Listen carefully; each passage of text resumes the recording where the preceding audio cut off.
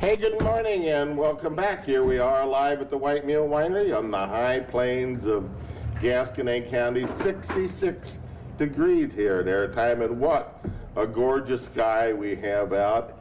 And you know, as I'm looking through the windows back east, the last 2 days we are starting to see some real leaf change here, and boy, my favorite time of the year. I absolutely love it.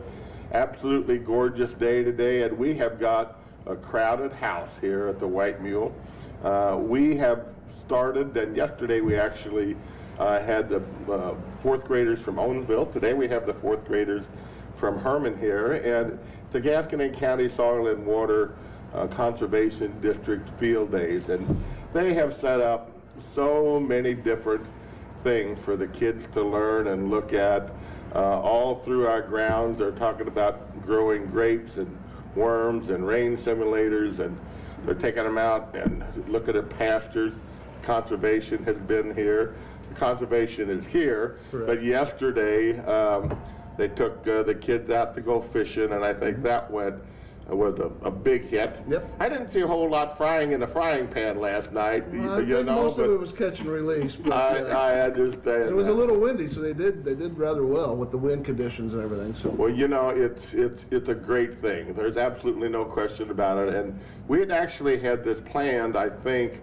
Not that I'm the one that does the planning around here, but I think it was planned to come out here before COVID, and then COVID kind of hit, so you know, we didn't get it done for a couple of years. But they used to do it down at the Coolmeyer Farm, which is just a few miles through the woods from here. But I think the facility here, and we're proud to have them, and what a good bunch of kids, and what a great opportunity to showcase Gasconade County agriculture, plus give these kiddos an opportunity to just kind of dream and think ahead a little bit on what they might want to experience in life, what they might want to do. I got to talk just a few minutes to them yesterday, and you know, really, this is the time when you know, a lot of ideas are, you know, going through their heads. They're trying to think about what they may want to do when they get older, just like me. I'm still trying to figure out what I want to do when I get a little bit older, but you know, it's a great opportunity to do that. And I told them that there's virtually no profession that I'm aware of that you can go into that doesn't have a sector of agriculture involved with it. Mm-hmm. If you want to be a doctor or a lawyer or teacher, you know, or conservation agent, whatever.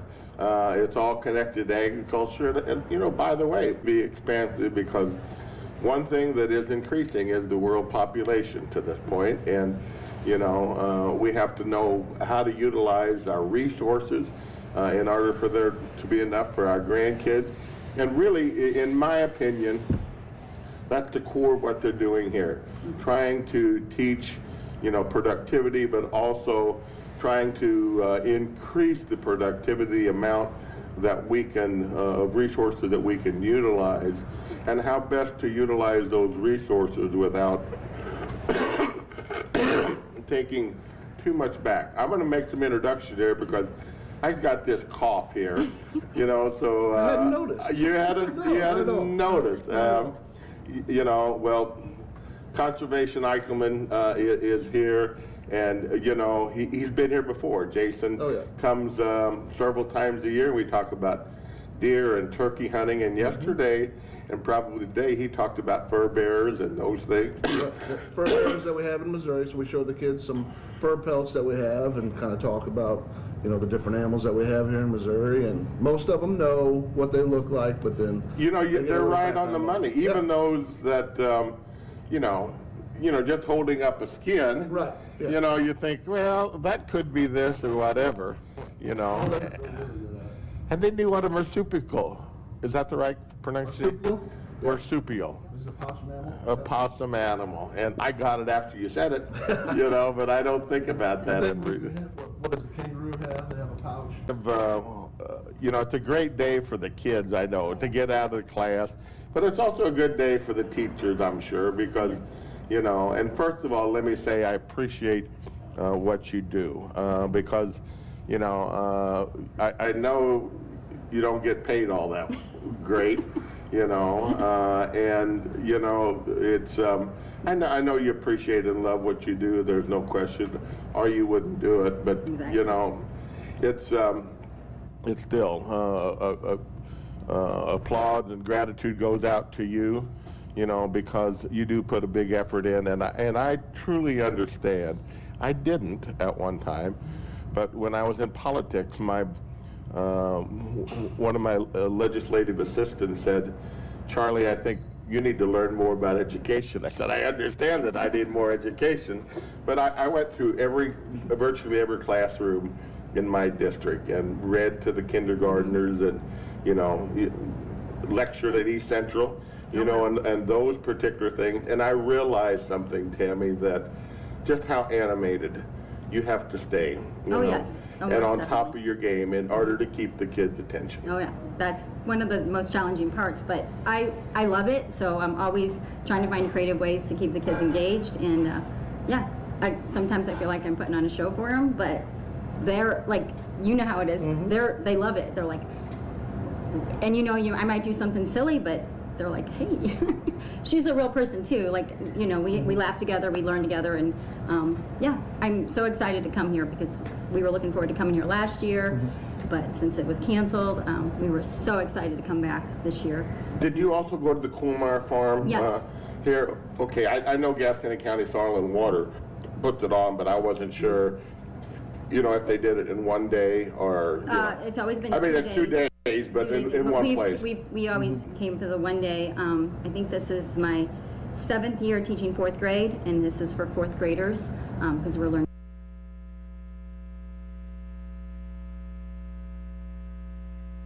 about the farm life.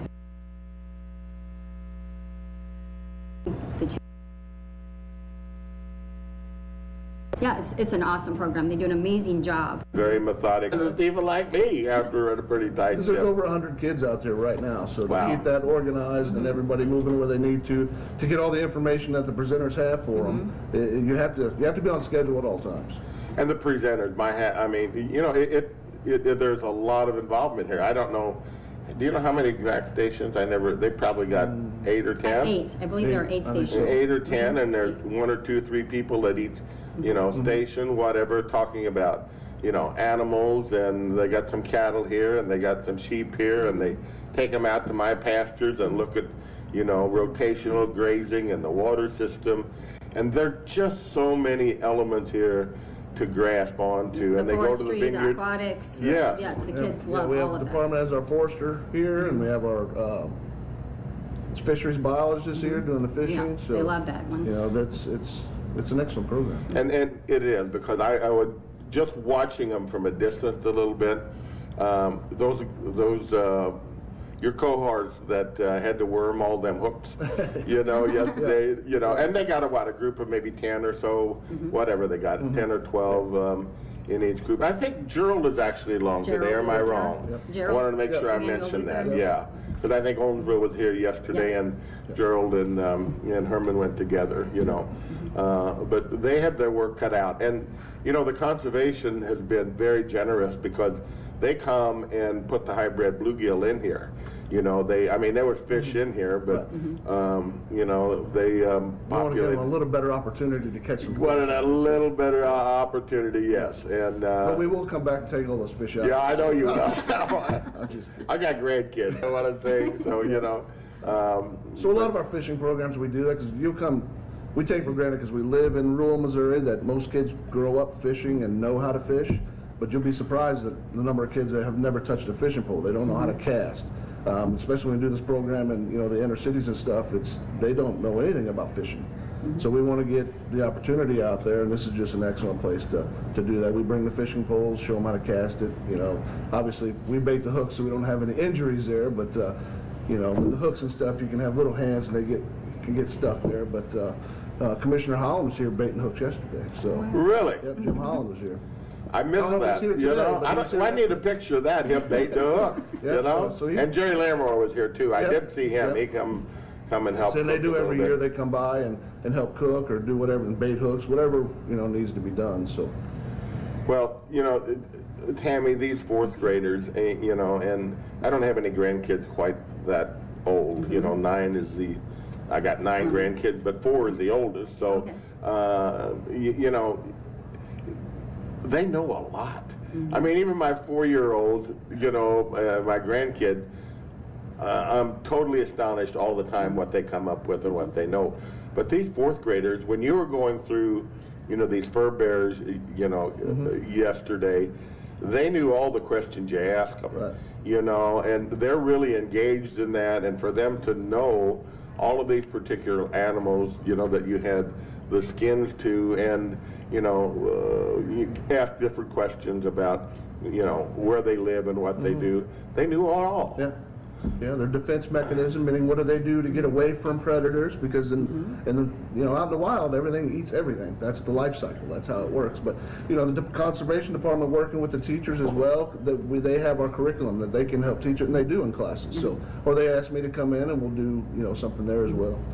Was it your plan or Diana's that I had to follow the skunk? You threw that one in there. I won't throw her under the bus. on that No, one, okay, so all I'll take right. credit on that. Okay. Well, Tammy, how long you been teaching? This is my 20th year. Wow. 20th year teaching. I started out teaching 1 year in Chamois, K through 12 PE. Then I went to 3rd grade there for the 2nd year. Then I came to Herman and taught 3rd grade for however many more years that is. And then this is my 7th year. Where did you grow up? In Herman. In Herman. So you stayed at home, and you're I started later in life as a teacher. I was 32 when I started teaching, so well, that just gave away my age. Dang it. But yeah, after I had 3 children, I decided that I would go be a teacher, and I volunteered in her classroom, my daughter's classroom, and absolutely loved it. So went to college, had my 3rd baby, and went to college, and got my good for degree. you, and congratulations. So the curriculum setting up, you kind of talked about, you know, they're at this age where, you know, you talk about agriculture and food and those things. Like what particular types of things do you talk about in class? And In class? yes. Well, we definitely cover the animal, the life cycles, health and nutrition, rocks, landforms, plant, Everything. pretty much, yeah. And it's, when I taught 3rd grade, I then looped with my class 1 year, and it wasn't a whole lot different, but the curriculum changed a little bit, but then you kind of feed off of what you taught in 3rd grade. So I loved that part of it. I loved the looping part. And now I've stayed in 4th grade since then, and I love it. And you know, it is, I guess because I've been involved with it, you know, our family has been for generations, but something very special about, you know, working with your hands, working in the ground, seeing things grow, you know, just almost like the kids, watching the things you put into them and then what they kind of spit back out to you in regard to that. But it So perfect field trip, because it covers everything that we cover in class, which I love, but the hands-on part is what they really love. And I try to incorporate that in my daily lessons as much as possible, keeping them engaged. I mean, even I am totally fascinated by, you know, a lot of things. Dr. Grinke, who is a dentist down at Gerald, brought a pumpkin out here, and or several pumpkins, and one of them is there. He carved WM in it, you know what I'm saying, as it was growing. I'm not exactly sure how he did that, but him and his brother take this challenge on every year.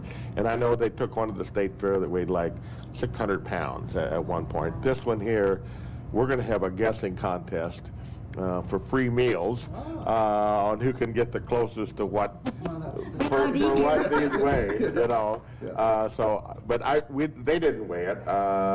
You know, they had a bunch of guys carry it in, you know, on a sheet. But I've listened to Doc Grinke, and he's working on my teeth about what they have to do. You know what I'm saying, to get a pumpkin to this size so they don't rot. The nutrients, the seed that they have to keep back, pre-start and pre-grow, and how much fertilizer and how much water that they have to have. And you know, this pumpkin out here, he said, he told, I didn't happen to be here when they brought it, but they can grow up to 40 pounds a day. Oh, wow. They can put on up to 40 pounds a day. You know, Jason, that's as good as I can do. Yeah. You know? That's a couple good meals. You know? Isn't that amazing? It is. You know, to me, that's just kind of, you know, That's teaches an awful lot about, you know, their root system and what they have to do and to get into there. And tell me there's not a lot of science there. Oh, there is. Tell me there's not a lot of biology there. Tell me there's not, you know, a lot about nutrition and those particular things. So, you know, it's a great thing. Yeah. There's absolutely no question And a lot about of it. trial and error in that as well. Exactly. You know, so- and a lot of pumpkin pies if you're lucky. You know? That is true. I don't That's think what's Karen's great going to about- make pumpkin pie out of it for it, just so you know. I'm sorry. Watching the kids start an experiment and watching it happen and grow and keeping, like weekly, we'll analyze what's going on and take notes, and that's the best part about science, and it's always changing and evolving, and it's, yeah, the kids just love the hands-on part of it. They're like, can't wait. Can we just check our experiment to see what's happening with it next, you know? And so, And just like anybody, you gain so much by watching it. Oh, What yeah. you're Oh, teaching yeah. in class, now they're coming out here in the outdoors and seeing that practice of what, you know, Exactly. Miss Lane was teaching. Whoa, I see the end result of that and how everything works and that it all goes together. You can actually see the process firsthand, and I think that's what makes it click, just like anybody else, but kids especially. Even when you're teaching them, you could be, you know, dry up there, and that's where the animation comes in. You get them excited about it. Now, hey, I'm really listening to this, and they're going to take that and remember that because there was something in there that, you know, she was dancing around, but they remember what she was dancing around about. They're going to remember that. So there's different forms on how you make people. Absolutely, and they look forward to that, and they remember that at a very young age. I know in our backyard, Karen always takes the grandkids out and they play in the rubber pool out there, but you know, she planted some sunflower seeds right in the back there, and got tomatoes right back there too, and it was a great experience for the kids, or continued to be a good experience for them to watch those plants grow, how they develop and those things, and you know, it's a great thing. And that part of it in the vineyard also. I mean, there's a lot of things that you know, Mr. Hell taught me, in all honesty, you know, about, you know, some secrets in the vineyard and those things, and things I didn't know. You know, they have the corridors on there, and he said, well, instead of replacing those plants, you know, that don't make it, said just let that corridor go for a year, put it down the next pole, bury that end, you know what I'm saying, of that corridor in the ground. It'll develop its own root system, you know, and you know, when we started, we just took a clipping, you know, off of that and make sure they had a couple buds and stuck them in, you know, in the house first and got them going, and then put them in a little nursery outside. But yeah, and it's a tremendous learning experience, and you know, it just the tricks of the trade. There's no question about it. So, do you live on a farm, or do you? No, I do not live on a farm. No, but you know. We have acreage, but yeah. But I mean, this is rural. It's country, you know. So it's. How old are your kids? My oldest is 31, and then I have a 26-year-old, a 25-year-old, a 16-year-old, and a 14-year-old. Wow. So yeah. Four girls, one boy. That's awesome. That's you know, that's fantastic. Do they have any interest in agriculture or anything, or teaching, or? No, they've all taken different paths. My youngest is in FFA this year, so she's taken an interest. She's a freshman, so first year for that. Yeah. No, my son's a nuclear engineer, and my other daughter's in Fort Lauderdale going to work on a yacht. Well, that's awesome. You know. Well, you know, FFA does, you know, and 4-H are phenomenal corps, you know what I'm saying, of our area, and do such a great job. And, you know, we've got hire a lot of those kids to work on the farm here, you know, work in the vineyard and those things, because they give them, you know, the basis of what they need to, you know, be good workers and learn enough. You know, we've had some discussions with Lynn State about other training programs, because you don't necessarily need a degree in viniculture to go out here and clip grapes, you know what I'm saying? Or to make wine, you know, you don't have to have a degree. It's the practical things. You know, there's certain things that absolutely help with that. And even on the farm, Jason, you know, kids that are not exposed to that on a daily basis, you know, to get them comfortable around the cows and get them comfortable doing, it takes a lifetime. It was amazing when they asked the question earlier, how many kids had a garden? And almost every child Really? raised their hand, and I was amazed by that. Yeah, that is good. So they're farming. They're farming. Yeah, and You know, well, that's, we do live in the rural area, and yes, they're exposed to the farms and the ponds and the creeks. So yeah, and so many kids raise their hand. And that goes hand in hand with where we do live in the rural America, you know, that you do kind of, they said before, take advantage, or they haven't fished, or they have a garden. You know, we just take that for granted because everybody does, right? their grandpa, or grandma, or aunt, or uncle, or somebody in their family, Yeah, you know. here, but you know, you go to different parts of the world, it just doesn't happen. What's a garden? You know, I thought you go to the grocery store and get your vegetables. That's what a garden is. They have no idea. They don't see cows on their way to school either, you know what I'm saying? Well, I mean, we hosted Belgium students over the summer, and they were just amazed at the space that we have here, and the farming and the riding a mule and a gator and going to fish in a pond. Some of them have never done some of that, so it's cool to see how we live versus how they lived over there. It'd be interesting to, you know, fourth graders over there, you know, to be able to see their, you know, the differential in regard to what we're exposed to, because things are, I mean, you know, they have agriculture over there, and it's a lot of it is in, you know, especially in, you know, European countries.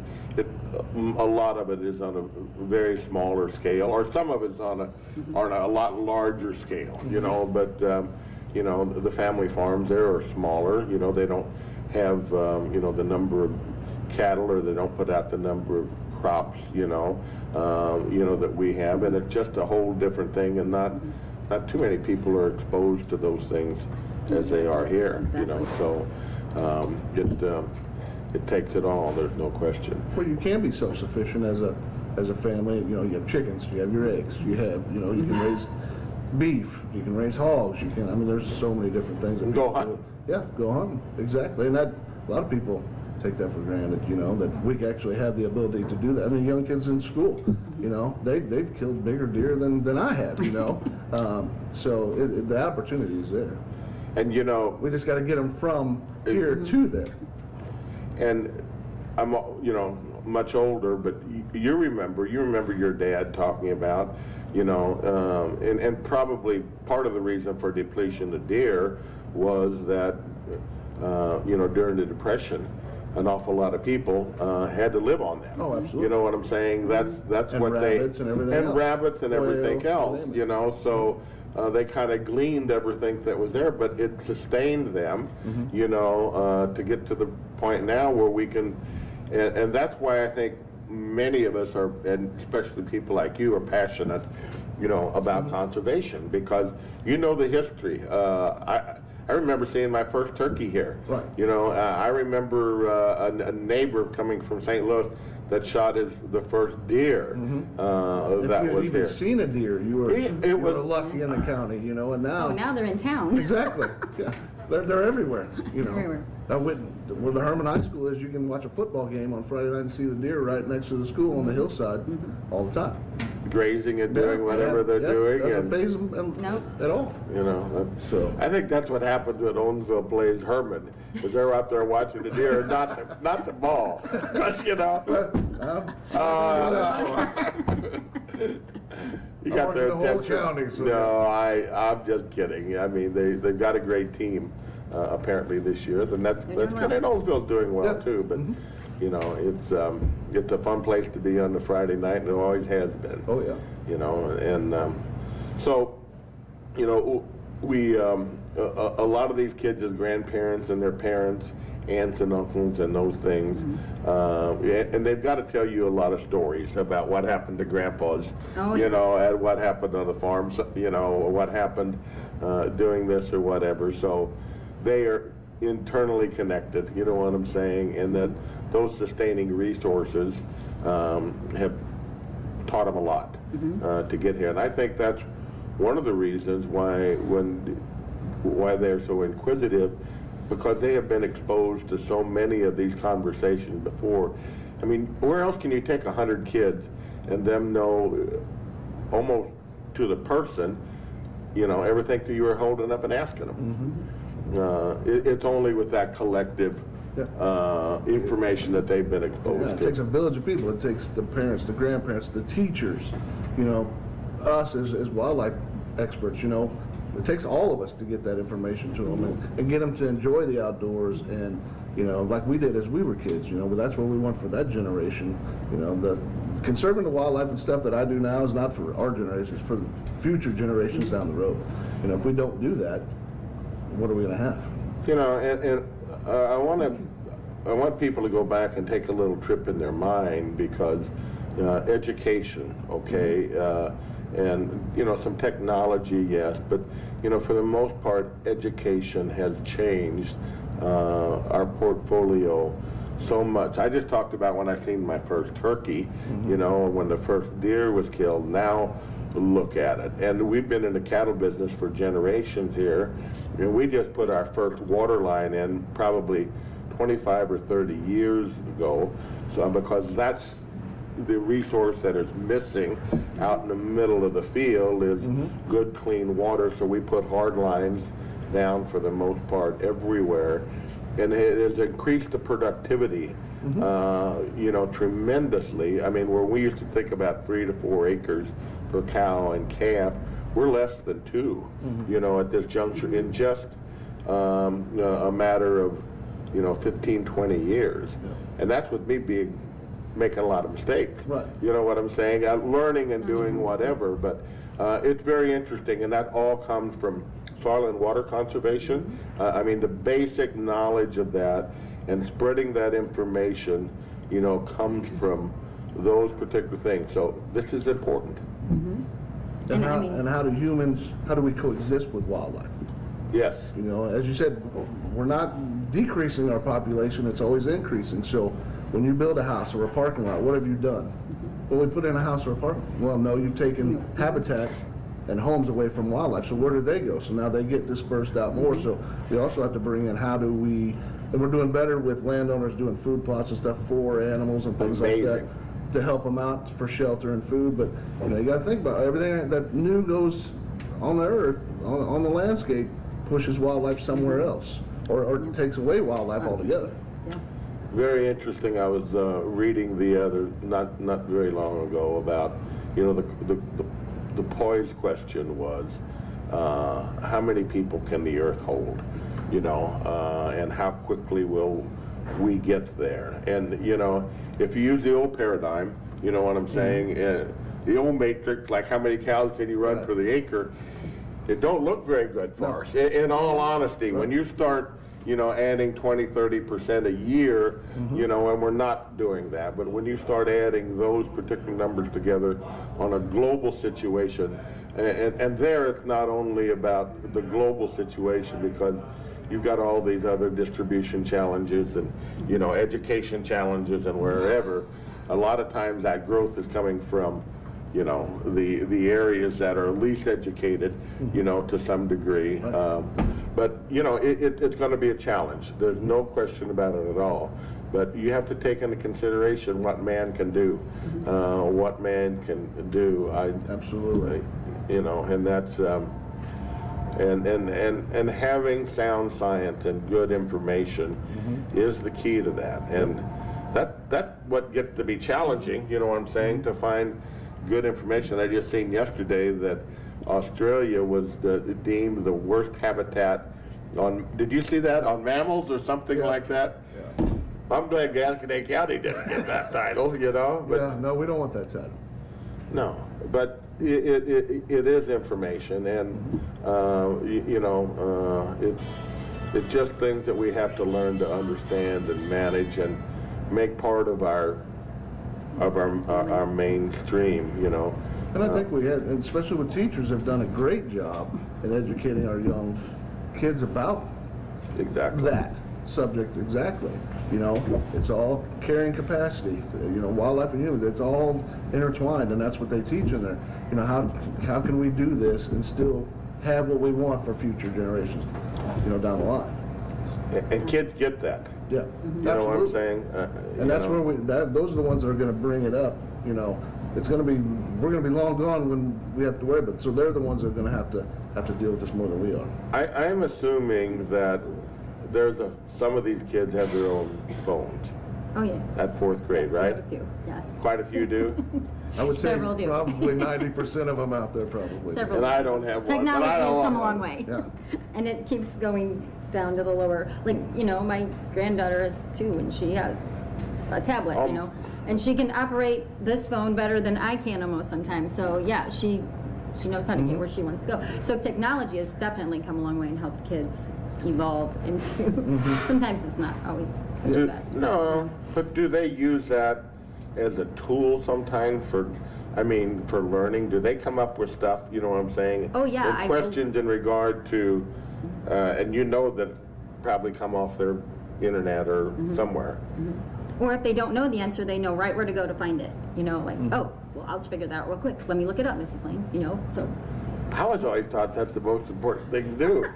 Yeah. But now they don't let you take it, you know, in class, do they? Well, You know? well, we use our Chromebooks, but their phones are like put away for the I day, know. but supposed to be. But I know some kids have them out when they're not supposed to. They sneak them, but no, technology is definitely they know how to find answers to everything. It's just amazing, and I'm like, yes, look that up. Let's find out what the answer is right now. You know, because that's when the learning process takes place. Right when you're teaching it and you have that question pop up, figure out the answer right now. So.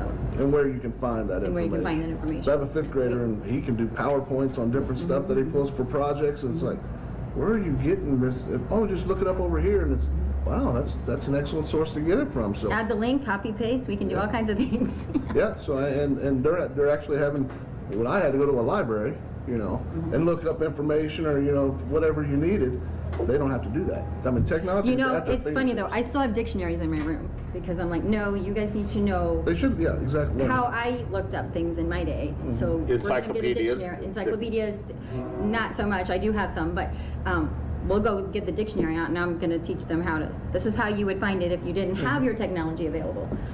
So I still teach those. I'm kind of old school in a sense, so I still teach some of those older school skills. Oh, I think it. Yeah, So you need I think vital. it's important that Yeah, they know. exactly. Yeah, because they're like, what dictionary? What? Sometimes. Yeah. Let me Google that. What is a dictionary? It's an actual book you have to pick up and open.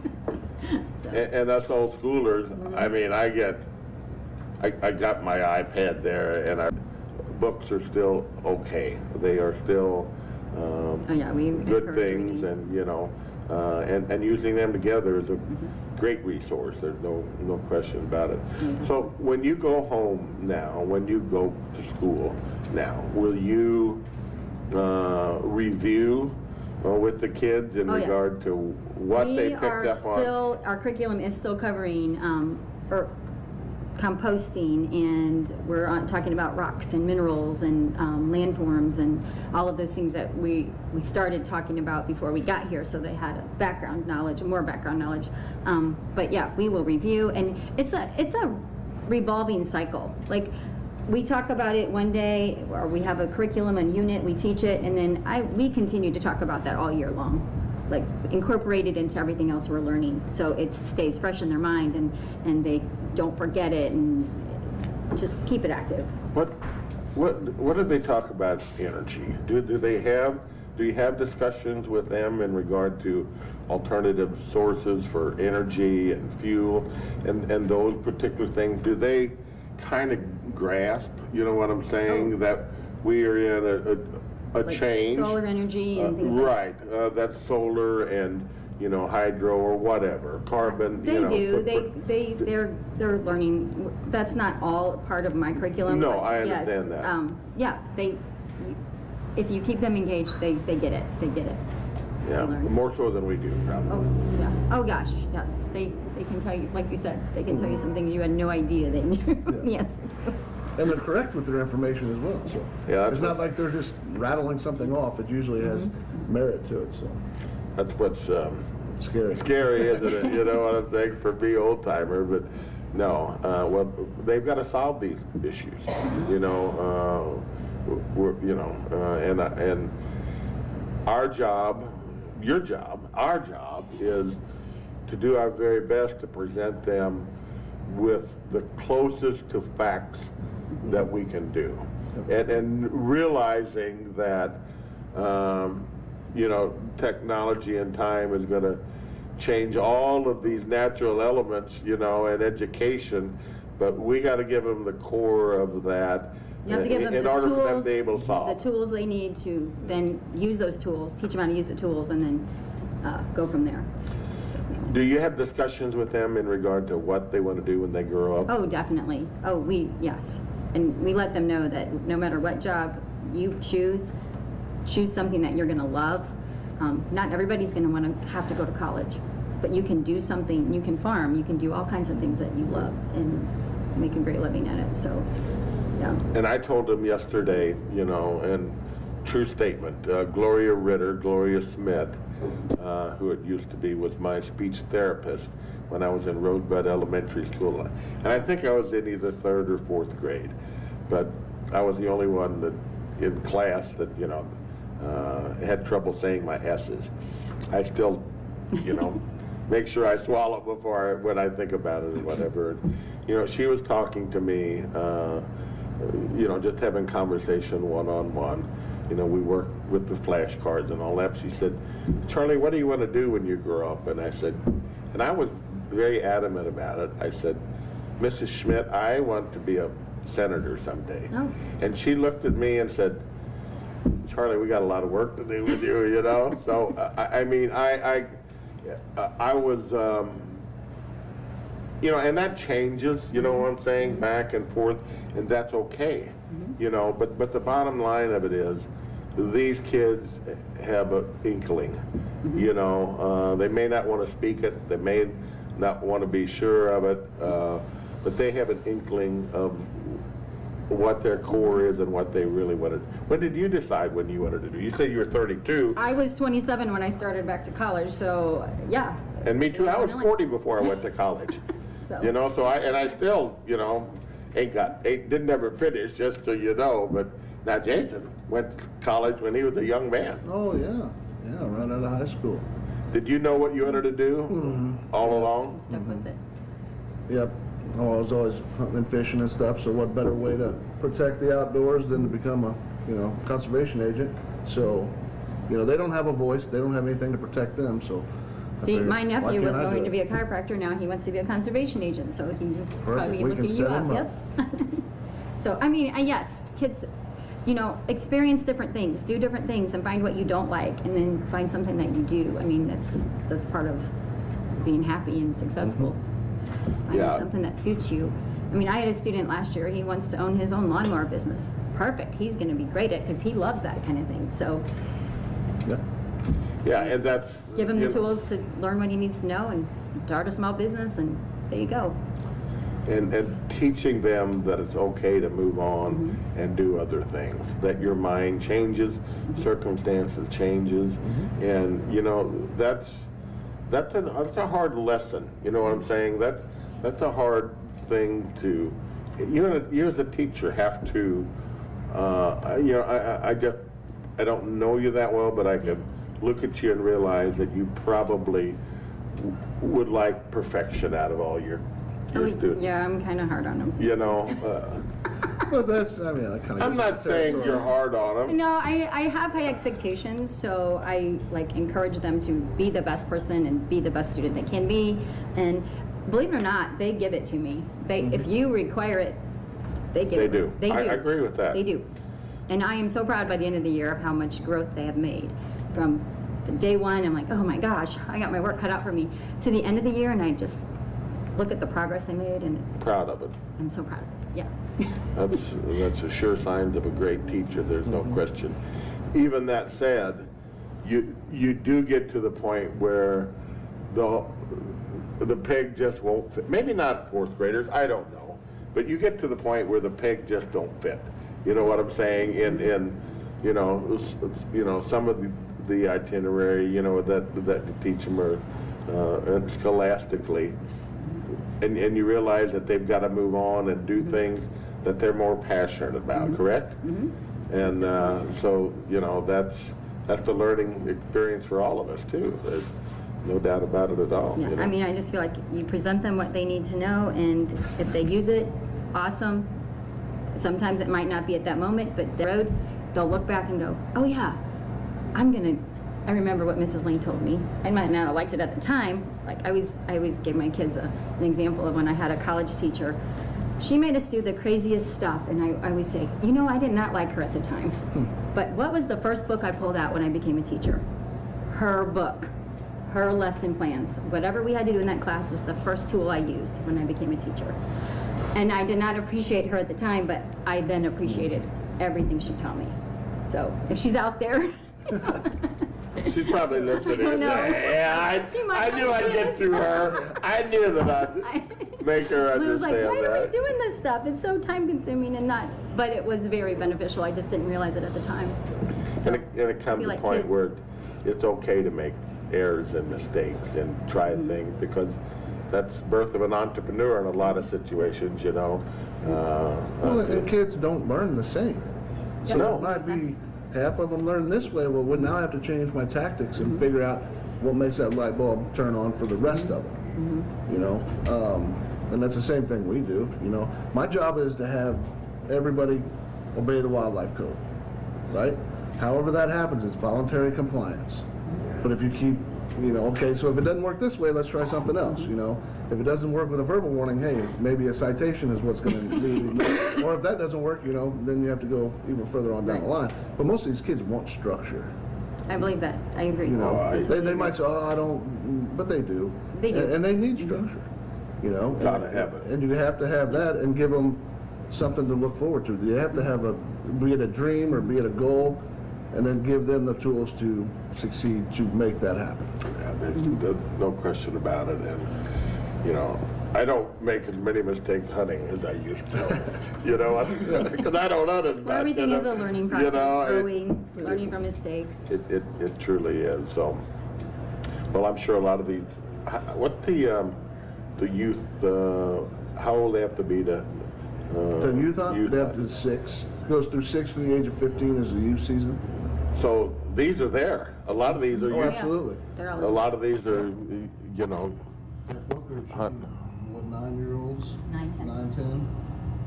So they're right in that. They've been there. And Probably that's got coming up bigger at the end bucks of the on the month. wall than I got. Oh, you know, absolutely. so, Yeah, and that'll be, you know, that season comes up at the end of October, so. yeah, that's, aren't we blessed? Aren't we fortunate, you know what I'm saying, to have all of these opportunities, you know, for your kids, for your grandkids, for whoever to, you know, grab onto, and all this exposure. This is why the Midwest is the proving grounds that it is, you know, is because where else do you find this amount of diversity? Where else can you be exposed to this in San Francisco or New York City, you know, and keep their interest, you know? So, you know, we are absolutely, you know, fortunate in what we do. Well, we're going to take a little break here. I don't know where my daughter, I think she is out training them how to take care of grapes right now. Oh, I think Karen did it yesterday, and I think it's great. Tell me about this before we take a break. This is the simulator, the rainfall. They got a rainfall Yes, simulator here? rainfall, mhm. How does that work? I missed that yesterday. Did you No, I watch it? didn't get that one yesterday either, so. Do you I know? missed it. Well, Miss I Lane? just watched the demonstration. He has a variety of plants out, and then he's got some where there's erosion works, versus, and then when the rain comes down, it goes into different buckets, and based on where the plants are placed, it shows the students or the kids how the water filters. So Wow. some of the water filtered really muddy and dirty, some filtered clean, based on how the grass and the plants were planted. So it was a really awesome experience. And you definitely had the rain showers coming down, and the kids enjoyed it. Hands-on, they got to see it in action, so.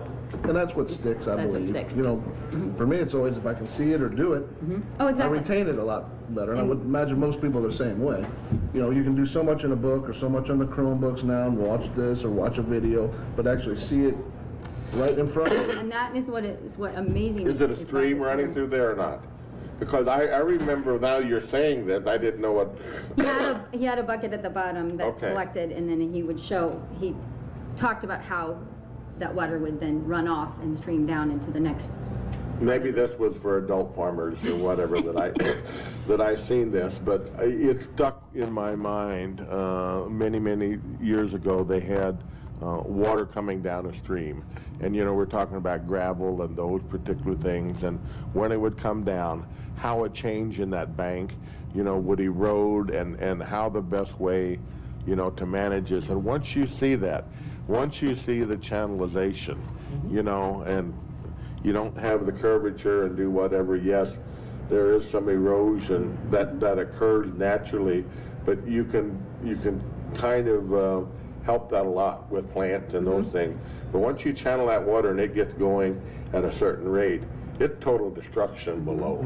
And it was eye-opening for this boy, and that's that's why we talk about riparian corridors, and keeping the cattle. I mean, they can get in it and clean it up once in a while, but keeping them out, because we're very high plain here. I mean, it's high part of the country, but letting nature, do its own thing here to control itself is helping that along. And we see it, Mother Nature, what it does on the Gasconade River every spring when you flood. Amazing. Or the Third Creek here, or the Burbis. That's devastation. When that water is rushing through there, you think, oh, well, okay, it went down. Well, think about all the erosion it had on every turn that river makes. That takes that bank out. Keeps taking the bank out even more. So, and man-made stuff on the Missouri River. Exactly the that's why same. Corps puts dikes out there, and 8 out of 10 years, it's absolutely fantastic. But when you get a 93 or whenever, and you get so much water, it's very powerful, destructive when those berms go and when the dikes don't do whatever. It costs a lot to maintain them, but they're the biggest food source, for everything. So we have to manage those resources with the best education and technology we got. And you're exactly right. Because this is the lowest I've seen in Missouri in Gasconade in a long time. It's low. Yeah. Does that make fishing easier, or it doesn't make it very good at all? Really? So I figured there'd be less water, there'd be more opportunity to see bait. Generally, it's if the water's a little bit higher and steady at that higher level, it's better. Now you just can't get behind those dikes because it's so low. So a lot of those pooled up areas that were good for fish, that water's down so far that there's not enough water in there, so they're going to stay out in the channel more. That makes sense. More information. Yeah, exactly. I'm full of information. You certainly are. Okay, we're going to take a little break here on KTUI, 1560 AM, 94.1 FM, or possibly Facebook Live you're watching. And Gracie is out teaching, so I'm going to tell you a little bit what's going on in our neck of the woods here this weekend. It is the Little Country Church. Is having Apple Butter Day. That's Saturday, October 8th. Starts at 9 o'clock. From Owensville, everybody's welcome. And this is on Highway B at Bland. And they're selling apple butter, actually, for $8 a pint. I remember coming home off the bus and Mom baking bread every Thursday, and having homemade bread and our own apple butter. That was... So don't make fun of how I look. I was going to say, you're kidding. You didn't You were buy a just- bus You're back gonna blame there. your mom's It was apple horse and buggy, wasn't it? Come on. Yeah, I had to walk 17 miles uphill both ways, to the little, and I wouldn't start until the bell was starting to ring, and then I'd take off. And we did talk a lot about food here, if you haven't got this, so, chicken and dumplings dinner, one day only, October the 9th. It's $10 a plate, serving from 10:30 to 9. They got chicken and dumplings, green beans, hot rolls, and this is the Owensville Senior Center that's having the chicken and dumpling dinner. So go there and support those institutions. They would appreciate it. And then the chicken supper Oh, this is at St. James UC Charlotte. This is right next door here. Yeah. And I know who's going to be frying chicken there. Yeah. And it'll probably be me, you know, so. So that'll be good. Be a That's what warning. you're saying. I have enough, you know, people that know how to do things and do less talking and more watching than I do. You're good at delegation, I can see Yeah, that. you know that I am. So we'll have that chicken supper Saturday, October 8th. Fried chicken, real mashed potatoes, green beans, corn, coleslaw, and pie. I smelled the pies this morning cooking. You know, it's my birthday week, so about once a year I get a pie. You know, so I'm thinking one of them has my name on it. This is your birthday week, huh? Yeah, October the 12th. Wow. So you know that you drink free at the White Mule on your birthday. Yeah. Including me. You know, so. I got you. Okay. Owensville Lion Club is having a trivia night Saturday, October the 15th. Doors are open at 6 and trivia starts at 7. They have Halloween theme prizes for best costume and best table decoration. They also have a silent auction, so make a note of that. And then here at the White Mule, of course, we have our Sunday fried chicken and roast beef. Steak night is Friday, and Saturday we do pizza and wings in the afternoon, and then you can order those in the evening also. So what else we got? I don't know if we got, yeah, we have, boy.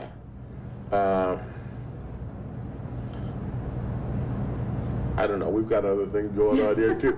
I didn't bring my glasses along, and my daughter usually does that. Just show up. Be a surprise, and you can come and do the pumpkin, right, Charlie? So we're gonna do this pumpkin here, just another little announcement. You come out and we're gonna have little cards made up. You give us your guesstimation on the pumpkin. Have we decided, Charlie, when we're gonna do it? I think we're gonna start this weekend, Okay. tomorrow, but they have to purchase something. Okay, And then, the tickets will be up at the bar. Okay. We'll give it to them. and then they can fill out what they think it weighs, and we're gonna draw that. Yep, and then we're gonna draw it on Halloween. Halloween, we're gonna draw it, and what do we decided what we're gonna give away, like a meal? I think we're gonna do like a 4 dinner. Okay, dinner for 4. So, Do you have to get right on the number, or do you have? well, to that's get up to within- how close it gets. Closest to without going over. You know, I mean, I don't know if the scale's gonna do ounces or not. And I'm not gonna weigh in on Yeah, that, we you better not do know? the ounces part, that wouldn't be. Hey, Closest to pound. thank you all for being here. Oh, Thanks for thank you for having us. Thank you for doing what you do. Thank you for hosting Miss the Lane, forum for and us. yeah, it's an easy thing for us, there's no question, and. It's awesome. So glad. Jason got to go on here and teach the kids some more about, you doing Yes, sir. furs? Mm-hmm. I didn't see yesterday that was a blackberry, you call it? Yeah. The thing looked brown to me. Well, it's a cinnamon phase to it, but it's still a black bear. Okay, Yeah. Still a so, black bear family. see, I learned something new. But it wasn't a cinnamon phase. I got Yeah, called the out kids on love that that. by The kids love one of that. the younger kids too. That wasn't black. It's like, well, it's. Oh it's yeah, a they'll let you cinnamon know phase, if they don't yeah. agree with something, that's for sure. So, Thanks for being here, thank you for being along. Next week, I know I've got guests, but I'm not sure who, but stay tuned. We'll be back, God bless you, and we will see you next week. They have grounds for impeachment if he fails to act swiftly in correcting his gross dereliction of duty at the southern border. Millions of illegal immigrants have invaded the United States under his and President Biden's watch. More than 30 people, mostly children, were killed Thursday when a gunman opened fire in a child care center in northeastern Thailand. Police said the shooting occurred early in the afternoon in the town of Nong Bua, Lampu. The suspect took his own life. On Wednesday, Crew Dragon carried astronauts into space for an 8th time with the 5th operational mission for NASA. The Crew 5 flight was commanded by Nicole Mann, the first Native American woman in space. USA Radio News. Diabetes, high blood pressure, anxiety meds, everyone's on them. If you're a 50-year-old male, maybe a bit porky, and you may even have type 2 diabetes, $1 million of term insurance may only cost you about $200 a month. Call Term Provider. Speak with Big Lou at 800-568-2790. Big Lou will find a term life policy for you even if you have type 2 diabetes, are overweight, or have high blood pressure. Term Provider has helped thousands of people like you who think they can't afford term life insurance. To buy $1 million of affordable term life for you, all you need to do is call Big Lou at 800-568-2790. Lou will make sure the scales are tipped in your favor. Call 800-568-2790. Big Lou will answer your call and work to fit you into a term life policy that you can afford. Remember, Big Lou's like you. He's on meds too. Call 800-568-2790. 800-568-2790. North Korea continues to play with fire. The Secretary of State is warning North Korea that if it continues threatening nuclear activity, the West would only intensify its response. We strongly condemn the DPRK's dangerous and reckless launch of a long-range missile that flew over northern Japan, endangering Japanese citizens. Speaking in Chile, Anthony Blinken saying if the totalitarian state kept going down this road of provocation, the United States would continue to isolate North Korea and increasingly condemn it. From the USA Radio News Phoenix Bureau, I'm Tim Berg. The OPEC Plus alliance announced Wednesday that it will cut oil production by 2 million barrels a day. With the United States no longer energy independent, the Biden administration's war on fossil fuels will hurt Americans even more this winter. Republican Senator Tom Cotton from Arkansas on Fox News. Just gets back to the far left's anti-capitalist views. I mean, energy literally powers our modern economy. A Texas death row inmate whose case brought to light the role of spiritual advisors in death chambers nationwide was executed by lethal injection Wednesday.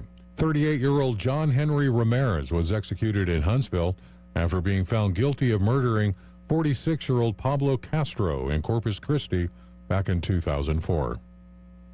My name is Lance Pry, and we are USA Radio News.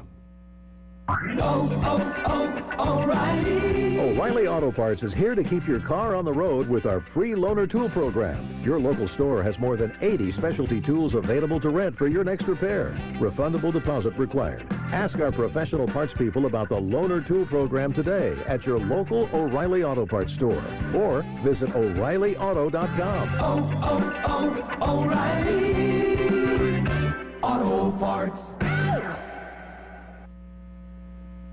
To protect her home and family in a disaster, Karen was willing to wade through water, mud, and insurance paperwork.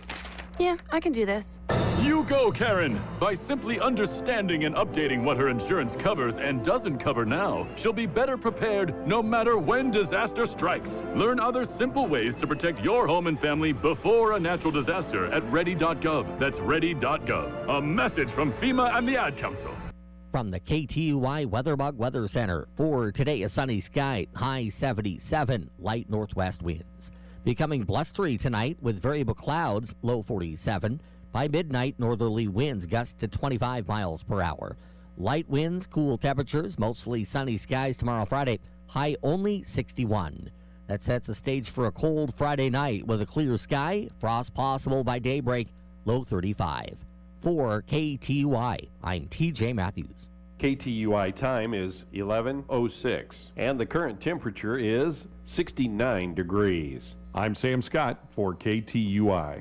Of the U.S., and we're talking corn and soybean crop potential with the results of a just-released survey from FBN, and we'll talk about how small dairies are going full tech with herd management.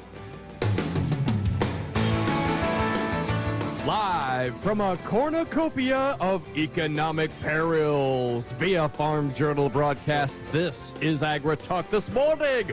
We'll begin with a conversation with Caitlin Glover from the National Cattlemen's Beef Association. Then it's Kevin McNew from Farmers Business Network.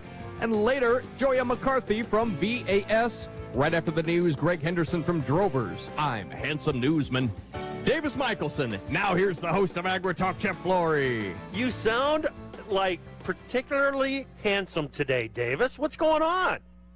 Well, I did put on deodorant before I sat down behind the microphone. Maybe that's what you're sensing.